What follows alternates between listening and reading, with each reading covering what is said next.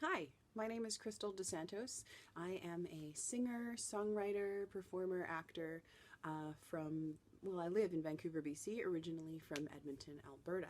I started singing, I would say, when I was really young, just expressing my creativity. However, I officially give the start date to my singing at about 17, although I was acting and in cheerleading, and I consider that a style of performing through junior high. And it became sort of a professional endeavor for me in my 20s. That's when I started pursuing it a lot more, sort of focused and following that trend.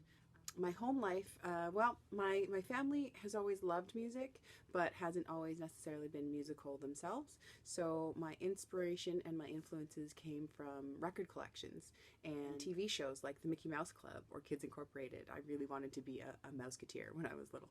I had a really amazing opera teacher when I was 17 for a few years, actually, and she was very inspirational for me. She was somebody who gave me the access to things that I didn't know or see before, like musical theater.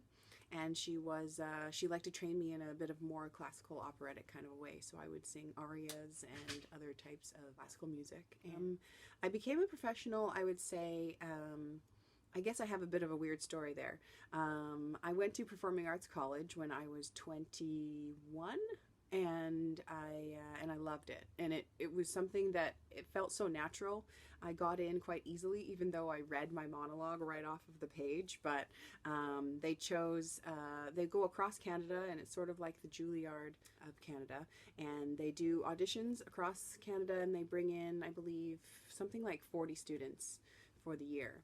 And I miraculously auditioned because a friend of mine was auditioning, and I got in, but he didn't get in. And he was like, doing plays and really confident. He was a beatboxer, but somehow they saw something in me, and the school gives you a 50% sort of tuition scholarship if you're accepted through the Heritage Arts Council of Canada. So I went, and I loved it. And after that, I went traveling to the UK to see if I could do musical theater in London. Big, amateur mistake. But I tried out for a bunch of girl groups, singing girl groups, because they were so big back in the early 2000s. And clearly nothing worked out, but I came home with the sort of idea that I wanted to be a solo artist. And that's kind of where it all began. And I worked in a casino, and I kept telling people that I was a singer, and I spoke it into existence. I believe, I truly believe that was the thing. And a grant came along, or someone informed me of a grant that was through a radio station. So I got a $10,000 grant within 2 weeks of applying, to record my first album, and I had never performed live before. So I did things a bit backwards, but I would say that was the beginning of my professional career, and I really took everything very seriously from then, and I hustled so hard to make sure that I was going to, make something of it.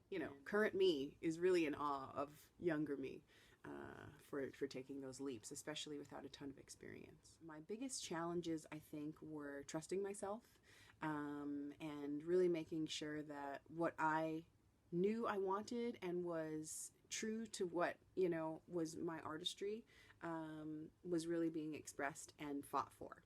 So I would say that trying your best to stay true to yourself and following your intuition and your gut is a huge deal. I had a bunch of beautiful successes, but they all definitely came with just as many, if not twice as many, failures. So failures are only just the sort of lovely stops and pitfalls along the way, that really get you to where you're going. And I think that they're the dark and the light. You can't appreciate the light without the dark, and vice versa. One of my biggest successes was after doing my first album, which again, it was all very self-driven and propelled, because I wanted to create an album. And with this grant that I had gotten initially, the person who was helping me to get it didn't have the same vision as me. He just wanted to pump out albums to get his team and his people and himself this money. And I wanted to make something that was true to my heart. And so I ended up parting ways with that particular person. And I called up a radio station and I said, you know, is there they had a contest where if the person who was singing would get a song produced by Hip Joint in Vancouver. And so I called up Hip Joint and they said, yes, we can do your album for you and with you for $10,000. We'll pair you with this person. You'll share co-writing, etc., etc. And that album turned into an award-winning album from the Western Canadian Music Awards in 2009. And it also was placed on a TV show called Samantha Who on ABC, and that paid for my first tour. And so all of these very self-propelled things were happening, although I have to say it was a very, very kind of lightning strikes lucky time. And I think my success has come from saying yes and being open to a lot of things, and just sort of that blind ambition.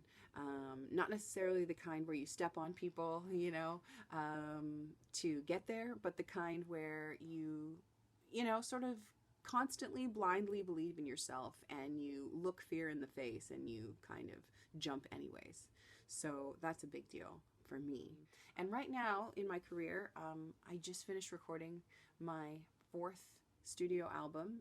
Technically, it's more like the 3rd, and I am very proud of the product that I have done. But even now, even after all the experience that I've had before, even now I still have learned a bunch of things, would do things very differently, would trust my gut in different ways if I was to do even just this most recent project all over again. But, you know, another thing that I found right now in my career is knowing when something doesn't work out, that it was never meant to be. And it sounds like such a cliche, but it is something that I believe to be very true. So when you believe that something might just be for you so hard and then that thing slips through your fingers, you know, shift the belief to knowing that there's another door and another opportunity that might be better and bigger and more suited to you. I'm also co-writing a cabaret-style musical about Viola Desmond, which feels very in alignment with what I'm doing. My current album is helping to promote and bring awareness to domestic violence.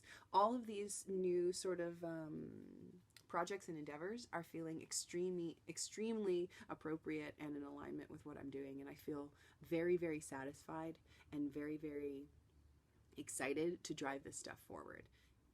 I think one big lesson that if I could pay forward is if you think that you really want to try something but you're not motivated to do it, move on to something else. Do the things creatively that are driving you forward.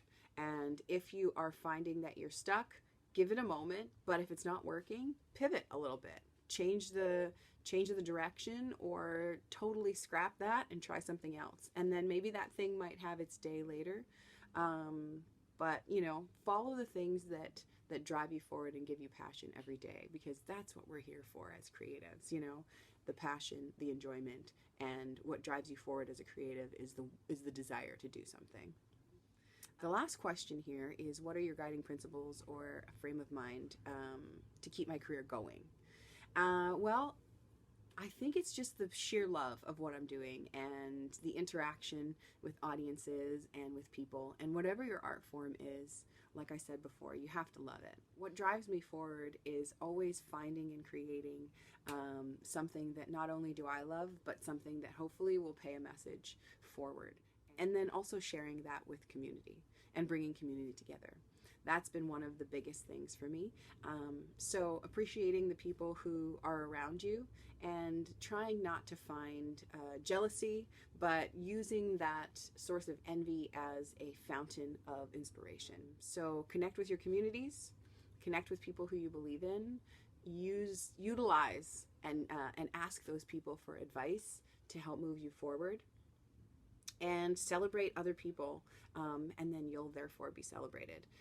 If you're asking, what can I have, what can I do, why is this not working for me, change that question around and ask, what can I do for you, how can I help you, and what service can I be to my community? And I trust me, a much bigger treasure is waiting for you on the other side of that, and you will find so much more fulfillment, and so much more will come back to you if you follow that sort of philosophy.